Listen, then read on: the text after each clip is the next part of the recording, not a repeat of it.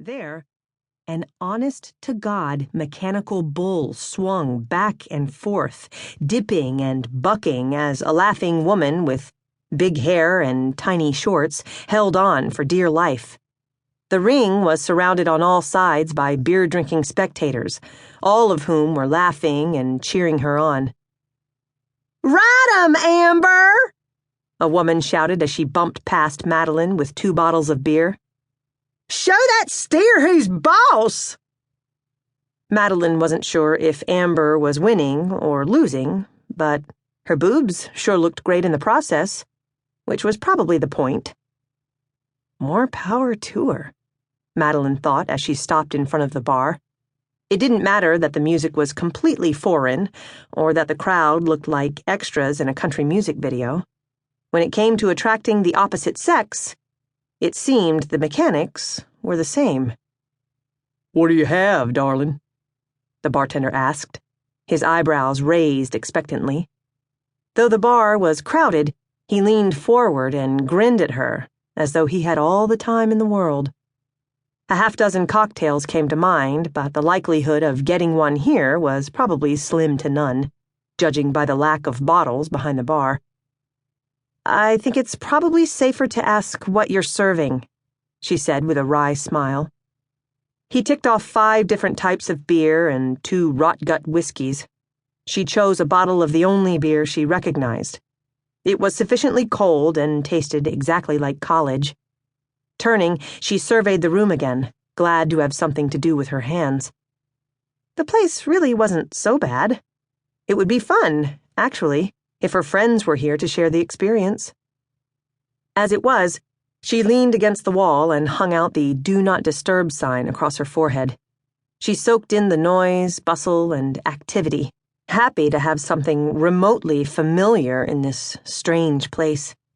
She'd finish her drink, perhaps have another, and then maybe, she'd strike up a conversation. When in Rome. Madeline Harper, Callen Aviation Supply's newest and youngest ever acquisitions division manager, was about to get her honky-tonk on. Tanner Callen saw her the moment she stepped foot in the joint. Well. The hot-as-hell Yankee had ventured out from the motel at last. He'd seen her zipping in and out of the parking lot in her fancy Beamer with the New York plates a few times this week, her face half covered by those dark, oversized sunglasses of hers. But even if he hadn't seen her plates, he would have known she was an out-of-towner at first glance. Her designer jeans and red-bottomed heels stood out in the sea of worn Levi's and scuffed boots, like a silk rose in a field of bluebonnets.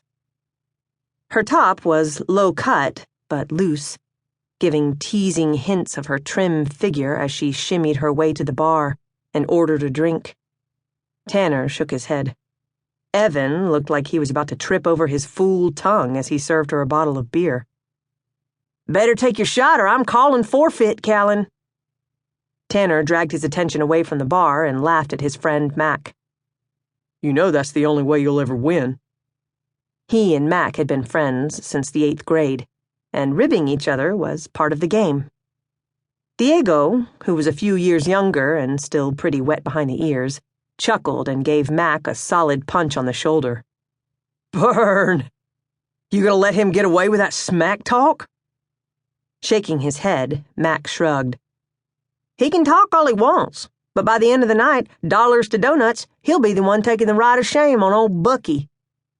Tanner snorted as he set his beer down on the peanut shell-covered table and picked up his pool cue.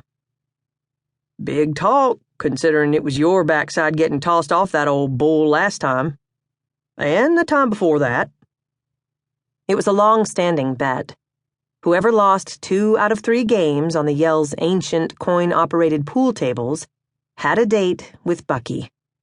What better way to give a rodeo star his comeuppance than to have him thrown like a sack of potatoes from a mechanical bull? Tanner glanced behind him one more time before turning his attention to the game. Miss New York still leaned against the bar, her honey blonde hair grazing those sexy bare shoulders of hers.